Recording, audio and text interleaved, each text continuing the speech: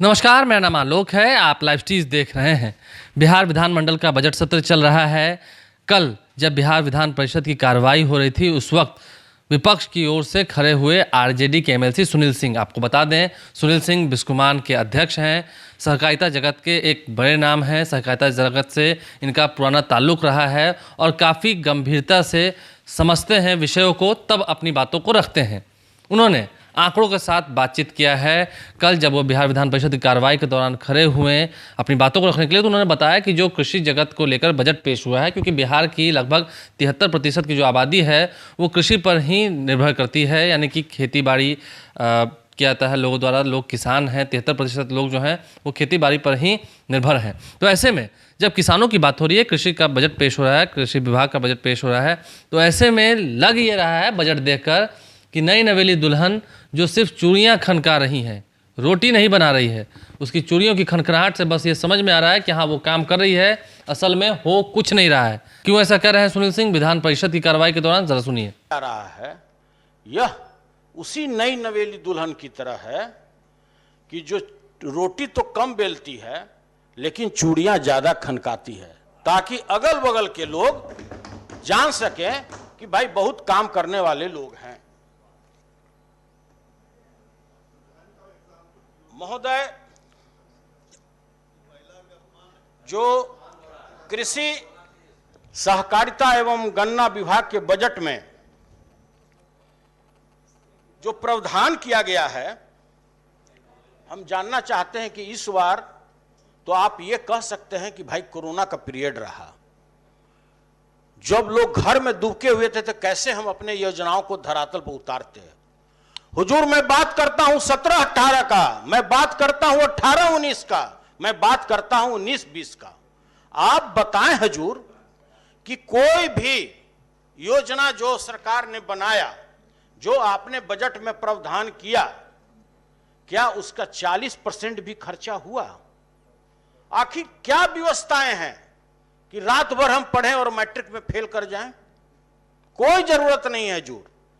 जो धरातल पर कर सकते हैं उसी तरह का बजट आना चाहिए। पहला हुजूर उर्वरक, बीज और सिंचाई का पानी।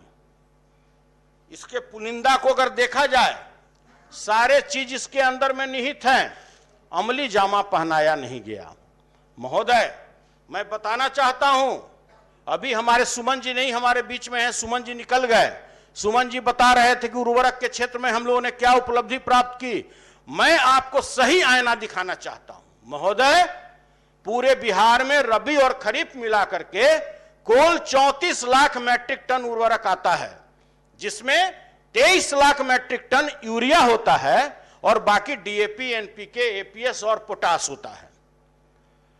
मैं खुला दावा करता हूं, मैं सरकार के बंदे को खुला चैलेंज करता हूं कि महोदय 90% जुलाई, अगस्त, सितंबर और नवंबर, दिसंबर, जनवरी कोई भी किसान से आप हाथ उठा दीजिए कि जिसको सही मूल्य पे उर्वरक बिहार में मिला हो। महोदय, यहां के किसानों को तो सही मूल्य भी पता नहीं है कि उर्वरक का सही मूल्य क्या है।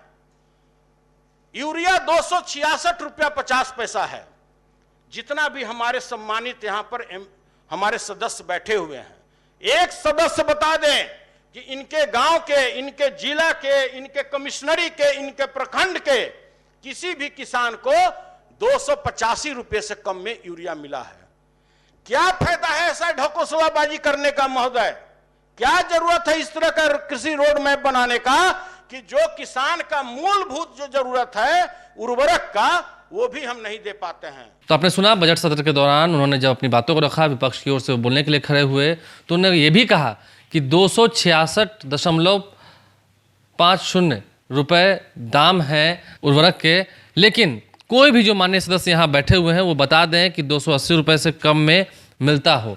तो ऐसे में कहीं ना कहीं गंभीर आरोप भी लगाए हैं। कई बिहार सरकार के मंत्री भी उस वक्त बिहार विधान परिषद में मौजूद थे। तो ऐसे में सवाल बड़ा उठाया है सुनील सिंह ने सहकारिता जगत को लेकर के। उन्होंने बताया है कि किसानों को मिला क्या आखिर।